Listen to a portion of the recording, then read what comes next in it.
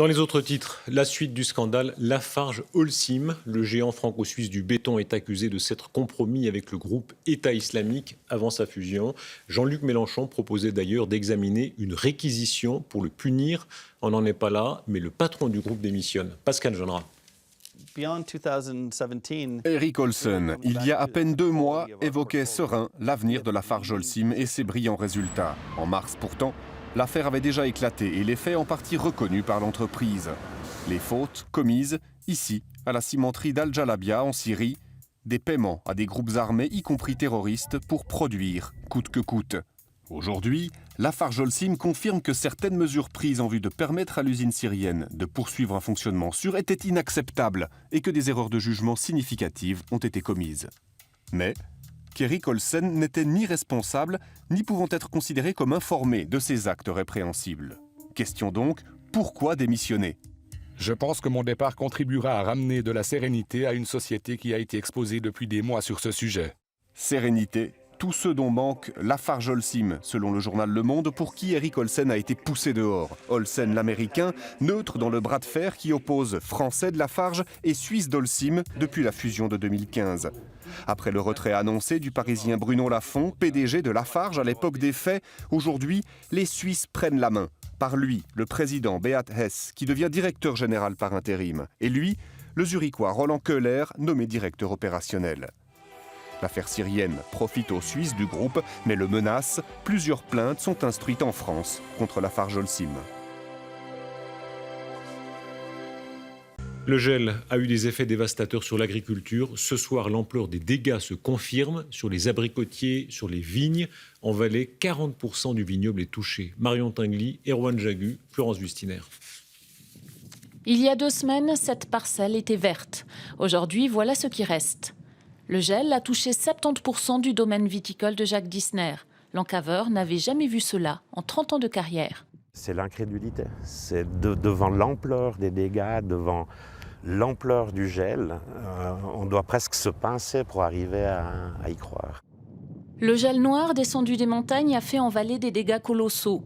En 4 nuits, 2000 hectares de vignes, soit 40% du vignoble, ont été fortement endommagés. 2/3 des abricotiers touchés. C'est le canton qui a estimé les dégâts. Et en conférence de presse aujourd'hui, le chef de l'Office de la viticulture ne cachait pas son émotion. Lui, qui fait face depuis 1 semaine aux vignerons en difficulté. C'est un travail difficile qui s'annonce, de soigner les ceps pour pouvoir sauver ce qui peut encore l'être, anticiper l'année suivante, essayer de relever la tête, mais ça va être extrêmement difficile. On sait déjà que le salaire de l'année est perdu et tous les frais sont là.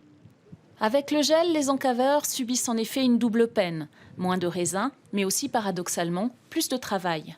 On sait qu'il y a des bourgeons de réserve qui, eux, vont certainement pousser, mais qui ne vont pas donner de raisins du tout. Donc on va avoir les mêmes travaux qu'une année normale, on va devoir intervenir, on devra assurer nos sulfatages, tous les travaux, mais sans avoir du tout de récolte. C'est à peu près 2,5 fois le travail normal. Jacques Dissner a fait ses comptes. Pour lui, le manque à gagner se situera aux alentours de 100 000 francs, une perte sèche. Il n'y a pas d'assurance. Il y aurait une assurance qui aurait été possible, qui était l'assurance grêle, mais c'est des coûts tellement élevés qu'à ma connaissance en Valais, personne n'est assuré. Résultat, certains exploitants pourraient même mettre la clé sous le paillasson. Je ne serais pas étonné qu'un 30 ou 40%, voire même le 50% des exploitations soient mis en difficulté.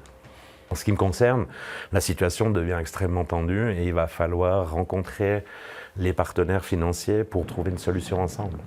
Selon une estimation, ces parcelles brunies touchées par le gel pourraient représenter une perte globale de 100 millions de francs. Aujourd'hui, c'est tout un secteur qui compte sur le soutien du canton pour éviter le naufrage. La suite de notre série pour éclairer le choix décisif du 21 mai pour ou contre la stratégie énergétique 2050. Ce soir, nous proposons de prendre le point de vue historique, au-delà du détail politique. Notre consommation d'énergie a complètement changé depuis les années 60. On voyage dans le temps avec Agnès Fedak et Martina Chiba. Dans les années 60-70, on veut du confort et on n'est pas très informé sur les questions d'énergie. On se rue sur de nouveaux équipements qui consomment de l'électricité, même les plus superflus. Le coussin électrique est bien agréable. On se rue également sur de plus gros appareils qui consomment du pétrole. L'automobile, Un ustensile, si je peux dire, indispensable.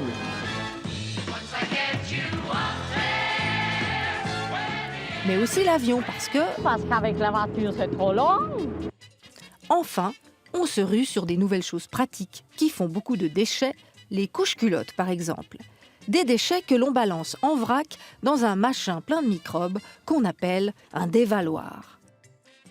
L'écologie à l'époque, c'est bon pour les hippies, même si des voix se font déjà entendre, notamment après les chocs pétroliers des années 70.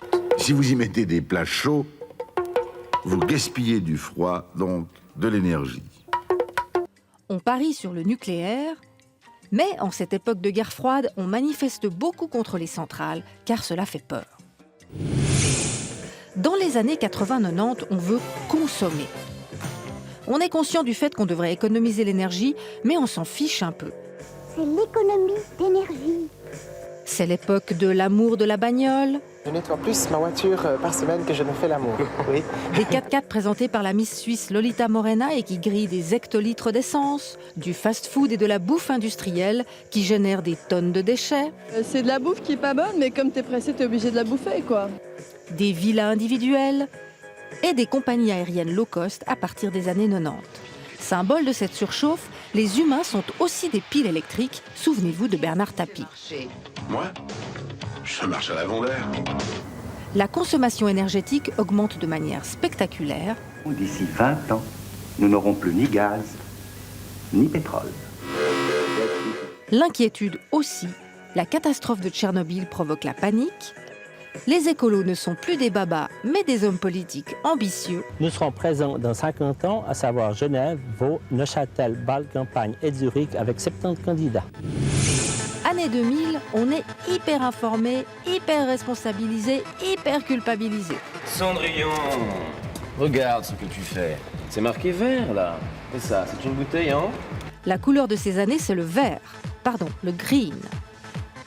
Plein de nouveaux mots deviennent courants, réchauffement climatique, émissions carbone, décroissance, covoiturage, locavore, vegan, taxe poubelle, COP21, potager urbain, etc. On fait des efforts, mais à la perspective d'un spa, d'un week-end à Barcelone ou d'une déconnexion d'Internet, ils fondent aussi vite que les glaciers. La consommation d'énergie se stabilise, mais ne diminue pas. Alors on choisit quelle stratégie pour 2050 ? Vous savez quoi ? On va faire comme avec les grands monuments. Éteindre la lumière sur la RTS et se donner 3 secondes pour réfléchir. Allez, bon vote! La Caisse cantonale de chômage vaudoise a été victime d'une fraude qui se chiffre en millions. Nos confrères de 24 heures le révèlent et la machine judiciaire s'est mise en marche. Le monde de la construction et le syndicat UNIA sont concernés. Cécile During, Laurent Dufour. Coup de filet spectaculaire cette semaine dans une vingtaine d'entreprises de la construction de plusieurs cantons. Des perquisitions, des interpellations pour déjouer une vaste fraude. Selon l'enquête du ministère public vaudois, de très nombreux travailleurs auraient été déclarés abusivement à la Caisse cantonale de chômage afin de percevoir indûment des indemnités en cas d'insolvabilité. Cela concerne donc des situations de faillite, essentiellement du domaine du ferraillage selon 24 heures, des entreprises apparemment pas affiliées à la fêtière de la construction.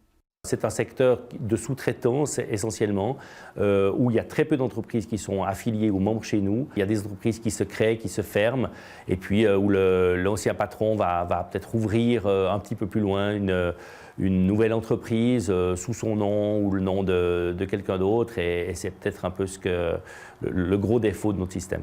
Sur le mode opératoire, peu de certitudes. L'entreprise en difficulté ne paie plus ses employés, fait faillite et déclare, semble-t-il, plus de salariés qu'elle n'en a en réalité. Le patron empoche les indemnités des employés fictifs. L'affaire semble montrer des déficits de contrôle dans le cadre des faillites. Selon certaines sources, la liste des employés fictifs a pu obtenir la caution des complices présumés de chez UNIA et cela aurait suffi à la caisse pour verser les indemnités. Sur un compte à quel nom ? Cela reste un mystère. Basés l'un à Lausanne, l'autre à Berne, les deux syndicalistes sous enquête ont été suspendus. S'il s'avère qu'ils ont fait des trucs illégaux, ils sont loin avec effet immédiat séance tenante. Parce que c'est juste inadmissible que 2 collaborateurs du syndicat qui se battent contre ce type de magouille et de fraude soient impliqués dans des trucs comme ça. Lésé, la caisse cantonale de chômage confirme avoir porté plainte en juillet 2016 et n'en dira pas plus. Quant au ministère public, il communiquera mardi prochain au terme des auditions.